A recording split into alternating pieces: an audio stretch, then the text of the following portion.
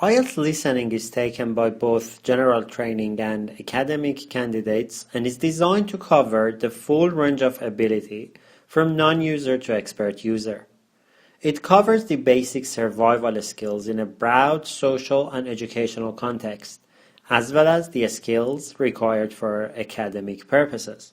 While IELTS listening section is the same in both test versions, academic and general training, there is certain difference between general and academic spoken English. Regardless of the test version you take, IELTS listening tests understanding of both general English in transactional situations, such as making arrangements for transport, accommodation, and leisure activities, and academic situations, such as taking part in a seminar or listening to a lecture. In addition, candidates listen to both conversations and monologues. In each case, the context, purpose, and relationship between speakers will affect the language used. There are some general guidelines you need to follow in order to get the most out of your test. First and foremost, listen carefully to the introduction to each section. This will give you useful information about the situation and the speakers. Use the time at the beginning of each section and in the middle of sections 1 to 3 to look through the questions and think about the topic. You also need to read the instruction for each task carefully. Remember to check the maximum number of words allowed. If you exceed the word limit, you get no mark for that question, even if the right answer is included in what you wrote. You must write all your answers as you listen. Remember, you won't hear the recording a second time. Answer all the questions, even if you don't feel sure about one answer. You may have understood more than you think. At a given time, at the end of each part, I strongly recommend to check your answers and make sure what you have written makes sense in the context. Always wait until the end of the test to transfer your answers to the answer sheet. You have 10 minutes for this purpose, which is plenty of time. Don't waste your precious preparation time during the listening for this purpose.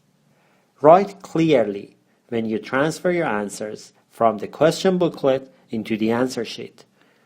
If an answer isn't clear on your answer sheet, you will lose the mark. Always remember to check your spelling and, of course, grammar where necessary. And something for peace of your mind. Don't worry if you have to cross out or change an answer, and don't panic if you miss one question. Look ahead and concentrate on the next one.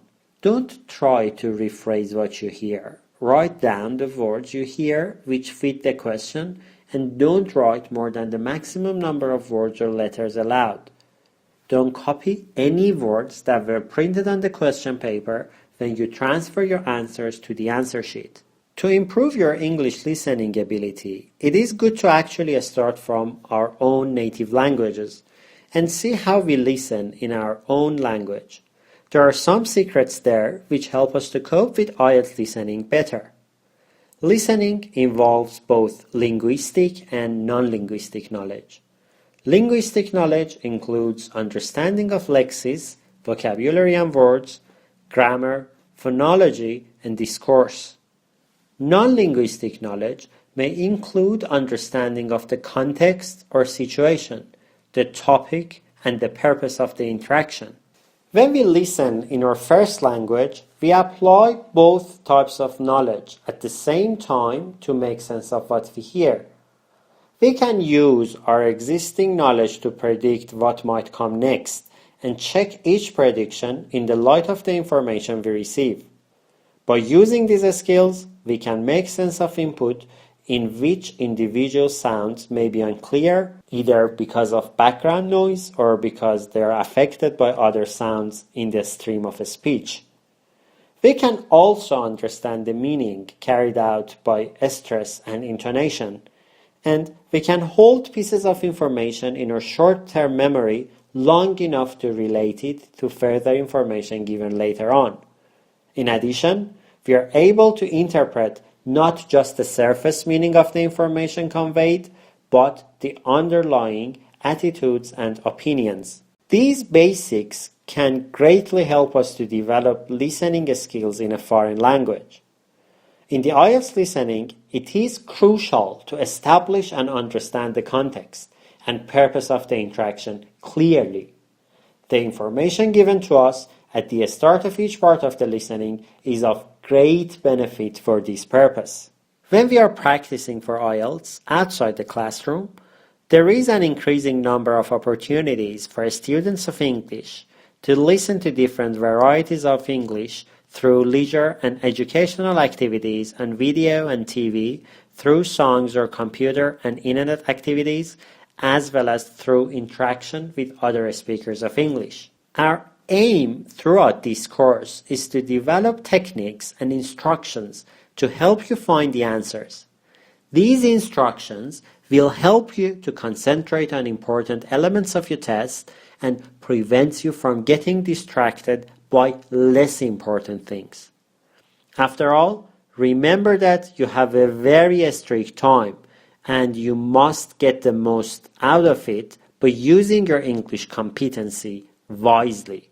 In order to develop the listening techniques and instructions, we combine the format and the aim of each section together with the question types which are likely to appear in each of the sections. This approach will enable us to cover all the question types along with all sections at the same time. What really is tested in IELTS listening is your ability to understand the verbal information. When you take part in a conversation or you're subject to verbal information while listening to a monologue or a lecture, for example.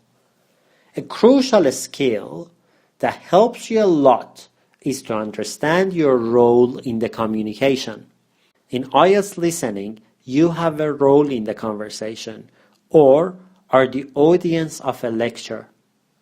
However, since it is not practical to let you speak, someone else plays your role. By understanding which of the speakers you are, you can focus more on the information you need to receive and understand. This role may change during the conversation, so it is not a constant.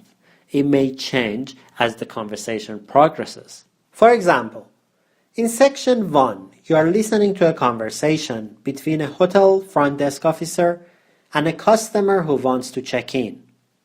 As the conversation goes, the customer asks some questions to obtain some information. In this case, you are playing the role of the customer. Imagine that it is you asking for information and need to receive and understand the responses. In other parts of the conversation, the front desk officer may ask questions to fill the check-in form for the hotel guest. There you are playing the hotel staff who needs to receive and understand the information from the guest.